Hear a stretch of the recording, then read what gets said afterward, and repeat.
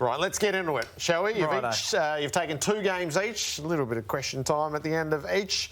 You lead us off with the Lions and the Tigers, and who wants to defend? Well, that is the big question, isn't it, when you look at this game? In a simple form, because these are the number 1 and 2 scoring teams in the competition. We know that.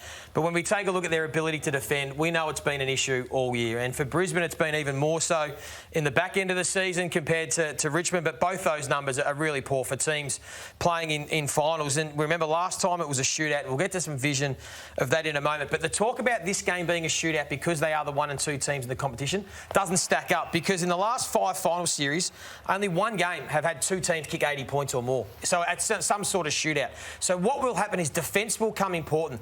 And the last time when I went back and watched the game again, how open this game was for both sides. And when you look at this first half, we know it was Brisbane that dominated. They kicked 72 points in the first half. They were scoring at over 50% inside 50, plus 25 on turnover.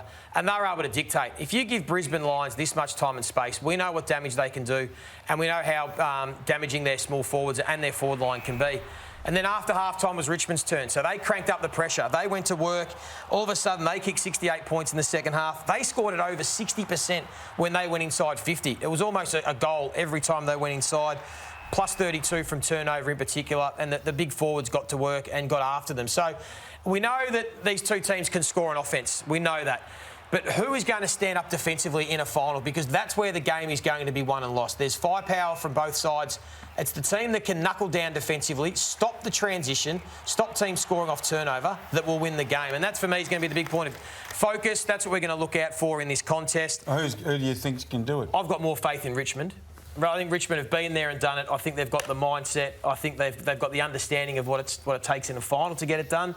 Brisbane, for me, Chris Fagan put on the agenda, 8 weeks ago, didn't he? They were trying to work on their team defence, and yet it's gone slightly backwards since then. So for me, I've got more faith that Richmond will tighten up and tighten the screws defensively, and that'll be the difference in winning this game, because they'll both score.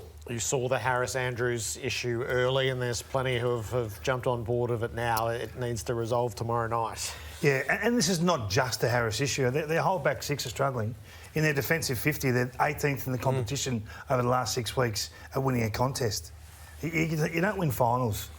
Teams come in, we'll get to the Melbourne game in a minute, but you come into the final series with assets as a team, and you throw your asset versus your opponent. We can't tell you who's going to win, but we can tell you what strength areas they're bringing, and Richmond right now will take control in their forward 50 against Brisbane's D50, absolutely no doubt. All the Tigers have got to do is break relatively even in clearance. The only way I think Brisbane can really get a hold of Richmond is if they dominate clearance. Get territory and stop it getting inside 50. Yeah. How do they do that?